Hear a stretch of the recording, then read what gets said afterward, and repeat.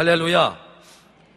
요한복음 1장 40절에서 42절까지에 있는 본문의 말씀을 가지고 변화시키시는 예수님이란 제목으로 말씀을 나눌 때에 큰 은혜의 시간이 되시기를 주님의 이름으로 축원합니다. 갈릴리 호수는 바다라고 불릴 만큼 아주 큰 호수입니다.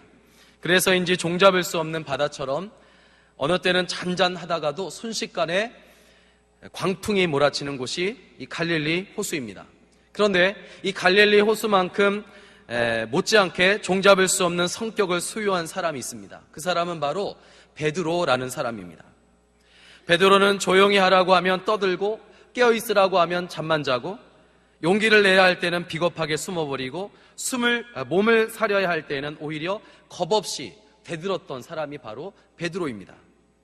마태복음 14장을 보면 제자들은 바다 위를 걸어오는 예수님을 보고 유령으로 착각을 합니다. 그런데 유독 베드로만은 만일 주시어는 나를 명하사 물 위로 오라 하소서 하면서 요청을 합니다. 이 베드로의 이 요청은 빈말이 아닙니다. 그는 배에서 내려 물 위를 걷기 시작합니다. 그때 그의 모습은 큰 믿음의 사람이었습니다. 믿음의 사람이었습니다. 하지만 큰 믿음도 금방 작아지고 금방 사라질 수 있다는 것을 그가 사나운 풍랑을 보고 무서워서 물에 빠져 들어가는 것을 보며 우리가 알 수가 있습니다. 베드로는 즉시 예수님을 바라보고 살려달라고 소리쳤으며 예수님과 함께 배에 올라탑니다. 이뿐만이 아니라 예수께서 제자들의 발을 씻겨 주실 때에 베드로는 예수님이 어떻게 저의 발을 씻겨줄 수 있습니까? 선생이신 예수님께서 어떻게 제자인 우리의 발을 씻겨줄 수 있습니까? 하면서 사양을 합니다. 그런데 예수님께서 내가 당신의 발을 씻겨주지 아니하면 당신과 나는 상관이 없습니다 라고 말씀하시는 순간 갑자기 돌변해서 그러면 주님 목욕까지 씻겨주세요 이렇게 말하는 거예요. 그리고 동시에 아마 옷을 벗어 던졌을 것입니다. 마태복음 26장 33절에서는 예수께서 내가 잡힐 때에 너희들이 다 나를 버릴 것이다, 나를 배신하고 다 도망갈 것이다 말씀하셨지만 베드로는 다 주를 버릴지라도 나는 언제든지 주님을 버리지 않겠습니다 라고 호언장담했어요. 그렇지만 달기 울기 전 예수께서 말씀하신 대로 그는 3번 예수님을 완강하게 모른다고 부인했습니다. 이렇게 베드로는 감동을 주었다가도 실망을 주는 사람이고 큰 믿음을 갖고 있으면서도 금방 그 믿음이 사라지는 그런 사람이에요.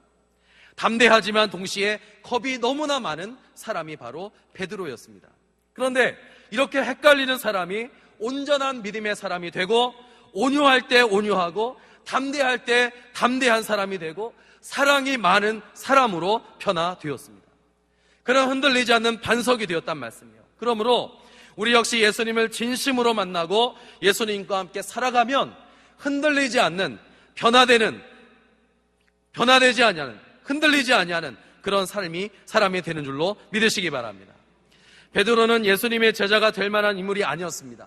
그런데 예수님은 처음 베드로를 만났을 때에 그게 뭐라고 말씀하시냐면 내가 요한의 아들 시몬이니 장차 게바라 하리라 말씀하셨습니다. 예수님은 그가 장차 게바가 될 것을 보셨던 것입니다. 아직 게바가 되진 않았지만 장차 게바라 하리라 말씀하신 것이란 말이에요. 게바는 베드로를 말하고 베드로는 흔들리지 않는 반석을 말합니다. 베드로는 중심을 잡지 못해서 마구 흔들리는 사람이었는데 장차 어떤 심한 고난에도 결코 흔들리지 아니하고 예수 안에서 든든히 설 것이라고 우리 주님께서 말씀하신 것입니다. 그러면 어떻게 베드로가 흔들리지 않는 반석으로 변화될 수 있었으며 또 예수님은 베드로를 어떻게 변화시키시고 계십니까? 오늘 베드로의 변화되어지는 모습을 바라보면서 우리도 신앙생활을 하는 동안 날마다 변화되어지고 성장되어지고 할렐루야 성장되어지고 성숙되어지고 자라나는 그런 신앙인이 되시기를 주의 이름으로 축원합니다. 첫째로 주님께 정직하게 나아감으로 변화가 시작되었습니다. 베드로는 예수님께서 부르실 때에 자신이 죄인이라는 사실을 숨기지 않았습니다. 예수께 자신을 숨기지 않고 진정한 모습으로 나아간 것입니다. 의사 앞에서 아픈 곳을 정확하게 알려주어야만 알맞은 약을 처방받을 수 있는 것처럼 우리의 모습을 그대로 정직하게 주님께 보여드리는 것은 변화의 시작이 되는 줄로 믿으시기 바랍니다. 약점이 많고 부족한 것이 너무 많은데 그 약점을 숨기고 부족한 것을 숨기고서 어떻게 우리가 예수님을 만날 수 있으며 도와달라고 요청할 수 있겠냐의 말씀이에요. 모든 것을 숨기고서는 예수님을 만날 수가 없습니다. 왜냐하면 예수님은 의인을 부르시려고 오시지 아니하시고 죄인을 부르시기 위해서 우리 가운데 오셨기 때문입니다. 예수님은 건강한 자를 위해서가 아니라 병든 자를 위해서 오셨기 때문입니다. 누가복음 5장 31절을 보니까 예수께서 대답하여 이르시되 건강한 자에게는 의사가 쓸데없고 병든 자에게라야 쓸데있나니 내가 의인을 부르러 온 것이 아니요 죄인을 불러 회개시키러 왔노라 말씀하셨어요. 그러므로 주님, 저는 죄인입니다. 저에게 더러운 것이 있습니다. 주님, 저에겐 약점이 너무나 많습니다. 저를 긍휼히 여겨 주시옵소서. 저를 긍휼히 여겨 주시옵소서 하면서 자신의 그 연약하고 부족한 모습을 숨기지 아니하고 주님께 보여드리시기를 주의 이름으로 부탁을 드립니다. 자존심 때문에 부끄러워서 연약함을 보여드리지 않는다면 변화가 시작될 수가 없습니다. 예수님도 그런 우리를 도우실 수가 없는 것이란 말이에요. 그러므로 예수께 자신의 모습을 정직하게 보여드리시기를 주의 이름으로 부탁을 드립니다. 베드로는 정말 많이 흔들리는 사람이었어요. 이리 왔다 저리 갔다 헷갈리는 사람이었어요. 그럼에도 불구하고 하나님께서, 우리 예수님께서 그를 포기하지 아니하시고 그를 부르셔서 큰 사람이 되게 하신 것은 그가 정직한 사람이었고 예수님은 그의 정직함을 보셨기 때문입니다. 베드로가 예수께 주님, 저는 죄인입니다. 저를 떠나시옵소서 라고 말한 것은 주님, 저는 변덕이 심한 사람입니다. 저는 다듬어지지 않았습니다. 저는 모순덩어리입니다. 저는 자격이 없습니다. 저는 무자격자입니다. 하면 저를 떠나시옵소서라고 말한 것이란 말이에요. 그런데 예수님은 베드로가 말한 대로 떠나지 아니하시고 오히려 말씀하시기를 나를 따라오라, 내가 너를 사람 낚는 어부가 되게 하리라 말씀하셨어요. 우리의 가장 큰 약점 중에 하나가 뭐냐면 우리 눈에 있는 들보를 잘 보지 못한다는 겁니다. 이게 우리의 약점이에요. 들보 때문에 자신이 죄인이라는 사실을 인정하지 못하고 자신이 연약하다는 것을 믿으려 하지 않는다는 것입니다. 그런데 베드로는 예수께서 부르실 때에 주여, 저는 죄인입니다. 저를 떠나시옵소서 말하고는 자신이 죄인인 것과 연약하다는 것을 주님 앞에 숨기지 않고 정직하게 내려놓을 줄 아는 사람이었단 말씀입니다. 그때 예수님은 그의 약점을 강점으로 바꾸시고 연약한 그를 강하고 담대한 사람으로 변화시켜 주신 줄 믿으시기 바랍니다. 따스합니다. 정직함은 변화의 시작이다. 할렐루야. 옆 사람한테 정직함은 변화의 시작입니다. 여러분, 정직하지 않으면 변화되지 못하는 거예요. 변화를 시작할 수 없습니다. 하나님 앞에 정직할 때에 그 변화가 시작된단 말씀입니다. 그러므로 자신의 연약함과 약점을 예수께 내려놓는 사람이 지혜로운 사람이고 용기 있는 사람인 줄로 믿습니다. 지혜로운 사람은 예수께 자신의 약점과 연약함을 내려놓지 아니하면 그것이 우리 몸에서 질병이 되고 걱정과 근심을 키우게 된다는 것을 아는 사람, 이 사람이 바로 지혜로운 사람이에요. 예수님은 겉으로는 거룩한 척하고 속으로는 교만으로 가득 차 있는 바리새인들의 그 외식하는 모습을 싫어하시고 미워하셨어요. 예수님의 눈에 바리새인들은 속이 시커멓게 썩었는데 그것을 모르고 포장만 그럴싸하게 하는 사람들로 보이셨던 것입니다. 그렇지만 반대로 베드로는 약점투성이었고 흔들리는 사람이었지만 그의 정직한 모습, 자신의 모습 그대로 주님께 보여드리고 내려놓았기 때문에 예수님은 그를 포기하지 아니하시고 기뻐하셨으며 다듬으셔서 크게 사용하신 줄로 믿으시기 바랍니다. 여러분, 정직함은 하나님을 만나는 모든 시간에 반드시 가지고 있어야 할 것 중에 하나입니다. 우리를 새롭게 하시고 은혜를 부어주시는 우리 주님께서 주님께 정직하시기를 바랍니다. 힘들면 힘들다고 말하시고 아프면 아프다고 말하시고 죄를 지었으면 죄가 있다고 말씀하시고 연약하면 연약하다고 말씀하시네요. 주님의 그렇게 말씀하실 때에, 그렇게 고백할 때에 주님의 사랑이 우리를 붙드시고 우리를 이끄시며 주님 때문에 우리의 인생이 독수리 날개치며 올라가듯 할 것입니다. 할렐루야. 이런 찬양이 있어요. 주께 가오니 날 새롭게 하시고 주의 은혜를 부어주소서. 내 안에 발견한 나의 연약함 모두 벗어지리라. 주의 사랑으로 주 사랑 나를 붙드시고 주 곁에 날 이끄소서. 독수리 날개쳐 올라가듯 나 주님과 함께 일어나 걸으리. 주의 사랑 안에. 할렐루야. 여러분, 이 찬양처럼 고백하시기를 바랍니다. 사랑하는 여러분, 예수께서 하신 일은 단지 병든 자를 고치는 것만이 아니었어요. 베드로와 같은 사람을 변화시키시는 일도 우리 주님께서 하셨습니다. 그런데 베드로가 하루아침에 변화된 것이 아니에요.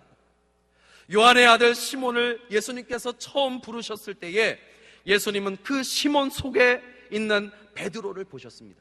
그리고 시몬이라 이름하는 이 사람을 3년이 넘도록 갈고 닦고 다듬어서 베드로라는 이름의 포석으로 만드셨습니다. 베드로처럼 정직하게 주님께 나아가십시오. 주께 나아가는 모든 시간에 정직하시기를 바랍니다. 시몬이라는 뱃사람의 정직함을 가지고 예수께 나아갔을 때 예수께서 그를 베드로가 되게 하신 것처럼 정직하게 죄인의 모습을 가지고 주님께 나아가기만 하면 주께서 우리를 귀한 보배로 만드실 것입니다. 하나님 앞에서 정직한 사람이 되어서 베드로처럼 변화되고 귀하게 사용되시기를 주의 이름으로 축원합니다. 축원합니다. 두 번째로 칭찬과 격려로 예수님께서 베드로를 변화시켜 가십니다. 예수께서 제자들과 우리를 하나님의 사람으로 변화시키는 방법은 아주 다양합니다. 사도 바울이 다메섹으로 올라가는 길에서 예수님의 음성을 듣잖아요. 사울아, 사울아, 내가 어찌하여 나를 핍박하느냐? 이 음성을 들었어요. 그 음성을 들었을 때 그 음성은 사도 바울을 무섭게 질책하고 꾸짖는 음성이었습니다. 예수님은 질책하심으로 사도 바울을 변화시키셨어요. 아마 사도 바울은 그가 복음을 전하는 곳마다 다메섹 도상에서 자기를 만나주신 예수님을 늘 생각했을 것입니다. 사도 바울은 질책하는 말씀이 들리면 그 말씀을 깊이 생각하고 연구하면서 하나님의 사랑을 깨닫는 그런 사람이었어요. 그래서 다메섹 도상에서 단 한 번 예수님의 그 질책하는 음성, 꾸짖는 음성, 그 음성을 들었을 뿐인데 일생을 주님께 헌신하는 사람으로 변화될 수가 있었던 것입니다. 그런데 베드로는 사도 바울처럼 질책하고 꾸짖으면 변화될 사람이 아니었어요. 어떤 사람은 꾸짖고 질책하면 내가 이런 잘못을 저질렀구나, 이걸 다시 연구해서 발전시켜야 되겠구나, 다시는 이러한 일을 하지 말아야 되겠구나 하면서 변화의 과정을 겪는 사람이 있어요. 그렇지만 그렇지 않는 사람도 있단 말이에요. 베드로는 사도 바울처럼 질책하고 꾸짖어서 변화될 사람이 아니었습니다. 예수님은 그것을 아셨어요. 베드로가 질책하는 소리가 들리면 금방 풀이 죽어버리거나 화가 더 나가지고 덤벼들기 때문에 말씀을 깊이 음미하고 변화시키는 방법이 그에게 통하지 않는다는 것을 알고 계셨습니다. 그런데 여러분, 교회뿐만 아니라 세상에서도 사도 바울과 같이 질책이나 꾸짖음을 받았을 때에 그것을 오랜 시간 깊이 생각하고 자기 성장과 성숙에 사용하는 사람이 있는가 하면 베드로처럼 질책을 받았을 때에 오히려 더 크게 화를 내면서 들이받거나 반대로 풀이 죽어서 아무것도 하지 못하는 사람도 있습니다. 문제는 우리 중에 사도 바울과 같은 사람이 많다기보다는 베드로 같은 사람들이 더 많다는 사실이에요. 그러면 예수님은 베드로와 같은 사람을 어떻게 변화시키십니까? 바로 격려와 칭찬으로 변화시키시는 줄로 믿으시기 바랍니다. 예수님은 베드로가 풀이 죽어 있으면 격려하셨어요. 질책하기보다는 더욱 사랑하셨습니다. 부활하신 후에 베드로를 만나셨을 때에 내가 내 제자가 맞느냐? 그런데 어떻게 나를 배신하느냐? 사람들 앞에서 나를 부인하고 저주할 수 있겠느냐? 네가 과연 내 제자가 될 수 있느냐? 너 아주 못되다. 너 정말 나쁘다. 이렇게 말씀하신 것이 아니에요. 그렇게 질책하기보다는 오히려 그를 격려하시고 사랑을 확인하셨단 말이에요. 요한복음 21장 15절을 보니까 요한의 아들 시몬아, 내가 이 사람들보다 나를 더 사랑하느냐 물으셨어요. 베드로가 내가 주를 사랑하는 줄 주께서 아시나이다.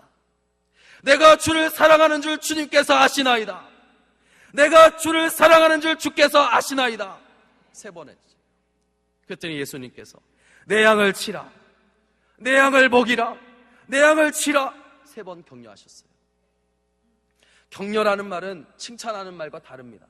격려라는 말은 목적을 주시는 거예요. 내가 할 일을 가르쳐 주시는 거예요. 너는 이것을 할 수 없으니까 그만두라 말하는 것이 아니라, 격려라는 것은 인정해주고 목적을 가르쳐주고 꿈을 보여주는 거예요.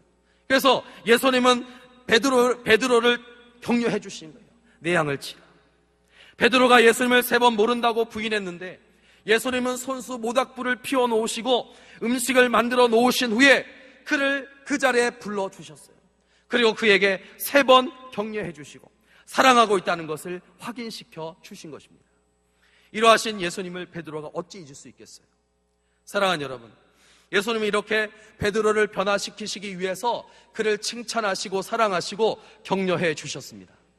처음 요한의 아들 시몬을 보셨을 때에도 그에게 장차 개바라 하리라 격려하셨어요. 그리고 내가 사람을 낚는 어부가 될 것이다 하시면서 격려해 주셨어요. 베드로의 마음에 예수께서 해주신 그 격려의 말씀이 평생 남아 있었을 것입니다.